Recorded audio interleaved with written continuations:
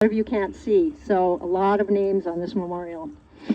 Where was I? Okay, so these families, it's hard not to think of them in sepia tones, in black and white, but despite their somber faces,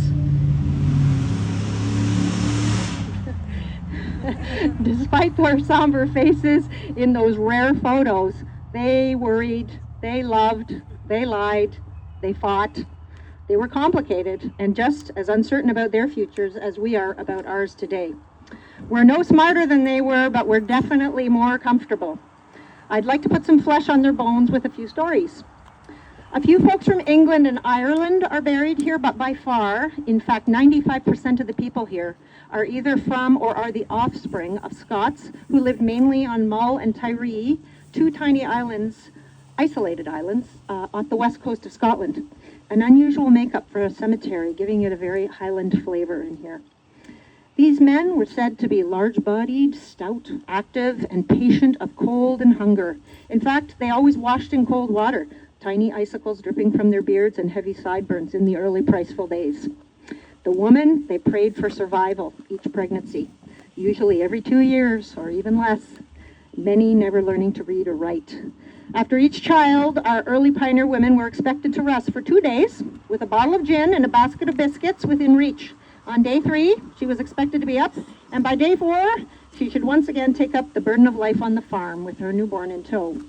Catherine MacArthur, buried here, who lived to be 89 years old, is quoted to have been a wonderful woman of wonderful memory, for she was deprived of the gift of reading, for she had no education. She would commit to memory any portion of scripture she listened to, and would often put to shame those who had the advantage of reading for themselves by correcting them. The women were the keepers of the homes in Priceville, built of logs at first, approximately 16 by 18 feet in size. Neighbors, who were usually relatives from the old country, gathered to raise the logs into a house. Homeowners were expected to provide whiskey to the men for sustenance, while the women provided the lunch. Some things never change. The logs hung on to smells of sour milk, snuffed candles, wood ashes, while smoke hung in the air trying to find its way out of these homes. Ants and mice continually invaded precious food supplies, despite being stored in metal tins and crocks. For families with several children or elderly parents living with them, space and privacy in these early homes was at a premium for about 10 to 15 years until an addition or a second story was added. John MacArthur, crossing the ocean with his parents as a curly-headed infant, he is over back this way, grew into a boy that loved to fish in the glen with his brother Red Duncan. I wonder what color Duncan's hair was. His chores included bringing the cows and oxen home from the woods, where they survived amongst the bushes during the summer months. As most people did in the early days, John ran through the hills, I think it says, barefoot, right, until the cold set in. Once attendance at the new Glenelg School was expected, shoes became mandatory. John and his friends carried their shoes until within view of the log school, putting them on at the last minute. Shoes just were not comfortable in 1860. Bedtime routines included nightly foot washing of his very dirty feet and brushing his teeth with salt or charcoal using a piece of flannel in hopes that he would still have his teeth by the time he was 35 years old. Christina MacDonald sailed from Tiree for 8 weeks before arriving to the quarantine station near Quebec City.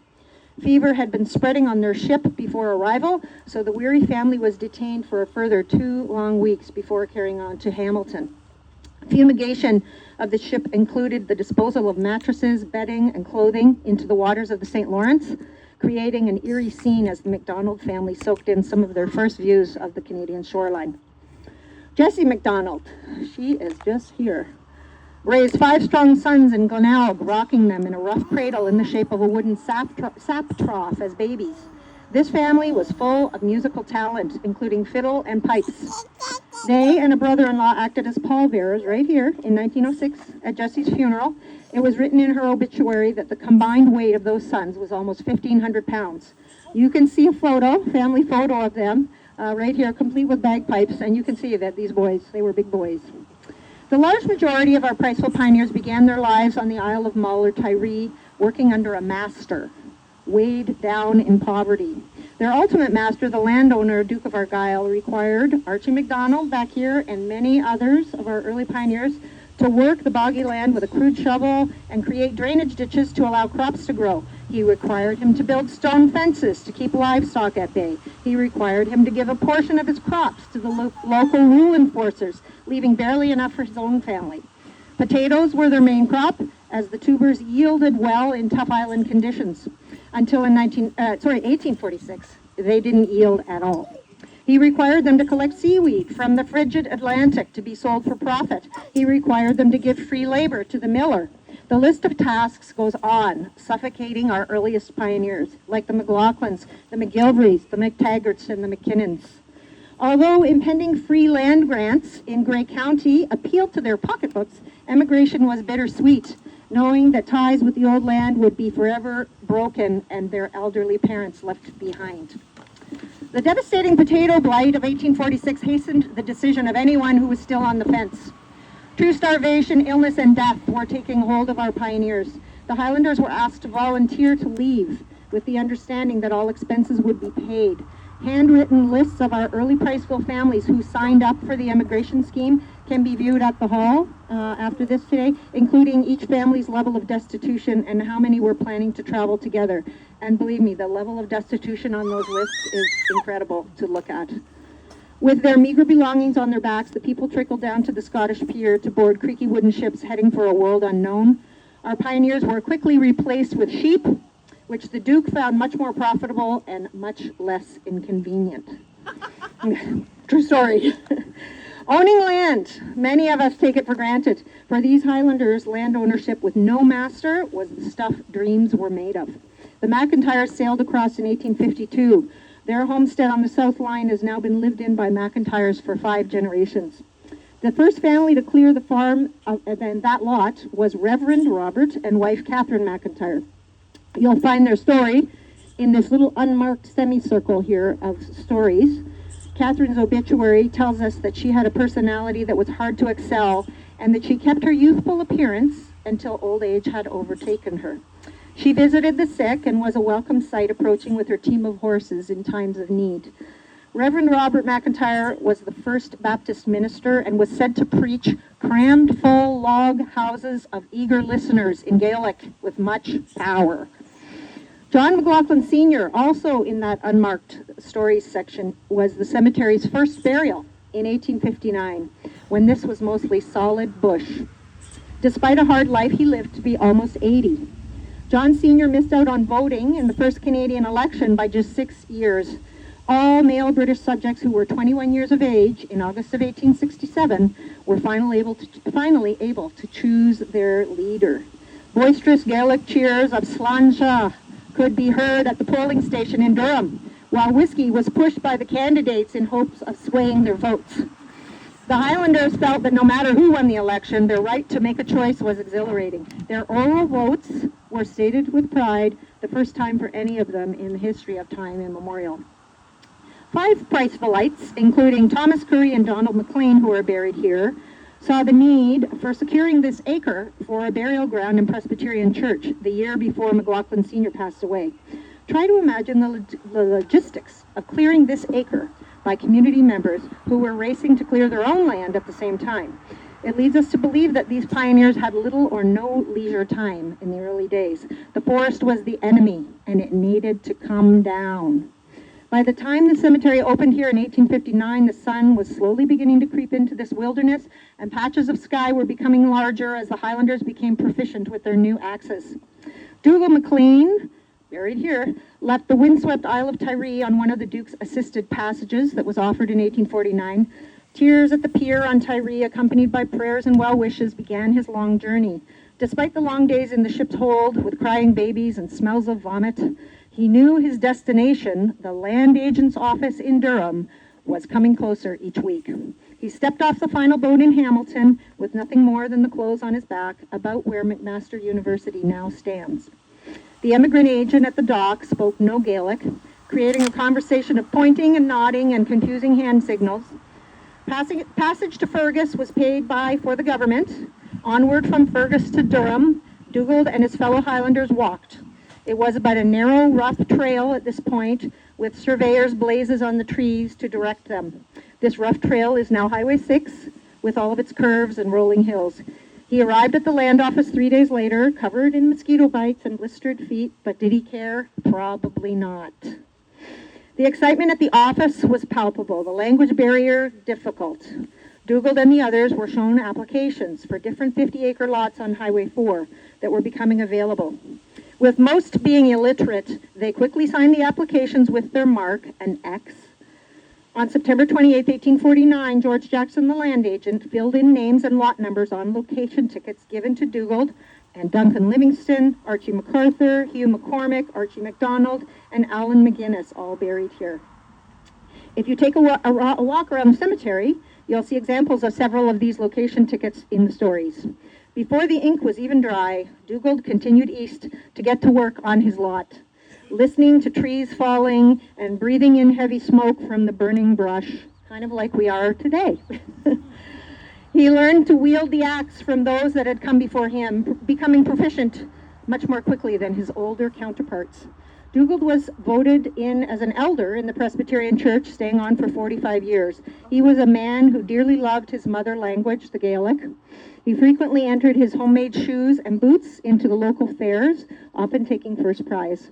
Out of wanting to read the Bible for himself in his later years, he taught himself to read, both in Gaelic and English. And when near the end of his life, he was heard saying, "I have fought a good fight and finished my course." The children, so many young lives lost. In the early years of cemeteries like this, it is said that 4 out of 10 burials were those of children. This cemetery would be no different. Diphtheria, whooping cough, scarlet fever, contagious disease claimed 3 Beaton sisters within 2 weeks in 1873. Just up there with the little set of bagpipes. And in 1880, 2 Rawson siblings, 5 Riley siblings, all within 2 weeks failed to survive. Unimaginable grief for these families. Although these 3 families have monuments for their children, the majority of children who passed in Priceville do not. A few of those children's stories are in, again, the unmarked section over here. Alex McRae, born in Inverness. He's quite a different story than most buried here. He was a world traveler and Crimean War veteran. Alex captained a ship on Lake Huron for 11 years, after which he returned to Artemisia, entertaining his neighbors with stories of his adventures. He was said to be quite the conversationalist. His most prized possession was that of a tobacco pouch that he snatched with his own hands from a slain Russian in the Crimean War. He's buried here in an unknown location with his first wife, Christina Drummond. One of the more rebellious Scots was Christina Beaton, married to John McGilvery, back corner. She was widowed when she was a young mother with 5 children, the youngest only 9 months old. We get a hint of her personality from this line in her obituary. She had high moral character, but in her youth had much difficulty in becoming fully reconciled to the teachings of Christianity. She was a bit of a rebel. Living in a community where religion touched almost every aspect of life, Christina surely stood out in her youth. As did most of the women before running water, she brushed her hair to remove the dust, washing it once in a while with cold water. She wore the same set of hand-stitched dresses for upwards of 30 years, having little concern for what was in style down in the city. My last life story is that of Scotland-born Euphemia McPhee, by the fence over there with the girl with the baby. Euphemia lived to be 100. Pretty cool. She came to Bruce County with her widowed mother when she was 11. As a young woman, she married Archie MacPhail, 17 years her senior, and after settling in Proton for a time, came to Priceville in 1880 with their 6 children. An interesting article published in the Markdale Standard with her photo was written about Effie when she was 96 years old and going strong. She was said to be in excellent health, although she couldn't read or sew without glasses. Despite this, she could identify the birds at the tops of the tall trees. She declared that her hearing wasn't always perfect, but said that it could depend on the weather. She took a keen interest in current happenings as well as remembering the days before automobiles and paved roads. She clearly remembered the war in Crimea. After losing her husband, she remarried at 62 and is believed to be the last burial here at Priceville Pioneer Cemetery. I hope these short stories have given you a snippet of the lives of these immigrants in the days of early Priceville. As you read more about them on the storyboards around the cemetery and at the hall, you can see that the general plot in our lives is not much different. It's just the actors who have changed. We work hard to make a better life for our children, just as these people did. We make difficult life decisions with the hopes of choosing the right one, just as they did regarding immigration. We all want to own land, which unfortunately our younger generation is struggling with in today's market. And sometimes, as did our early Priceville families, we still love to walk barefoot.